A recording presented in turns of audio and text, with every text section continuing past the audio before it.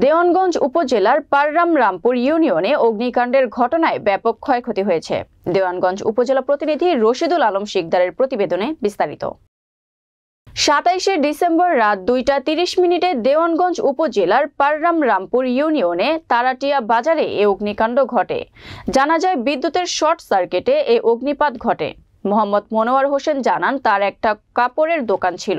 বাহাদুরাবাদ কৃষি ব্যাংক থেকে ঋণ নেওয়া ছিল। কয়েকদিন আগেই সে দোকানে নতুন কাপড় উঠিয়েছে। হঠাৎ করে আগুন লেগে যায়, ফলে ৩০ লক্ষ টাকার মতো ক্ষয়ক্ষতি হয়। মোহাম্মদ আবুল মতিন ও ফেরদৌস জানান, তাদের দোকানেও অনেক ক্ষতি হয়েছে, মোট অর্ধ কোটি টাকার মতো। ক্ষতিগ্রস্ত দোকানদাররা সবাই প্রশাসনের সুদৃষ্টি কামনা করছে। আমি 25 থেকে 30 মিনিটের ভিতরে বসে তারাটিয়া বাজারে আজু মেম্বার আমার কাছে ফোন দিয়েছে, তোর দোকানে আগুন নাই। আমি আসলাম, এসে দেখি কিছু বের করার মতো কিছু নাই, বাড়ি এলাকা দূরে। যাই হোক, লোকজন আসি আর কি ব্যাগ করছে, কিন্তু ব্যাগ করে আমি এসে গেলাম, ব্যাগ করার না করাটা বেশি ভালো, একটু একটা মাল হয়।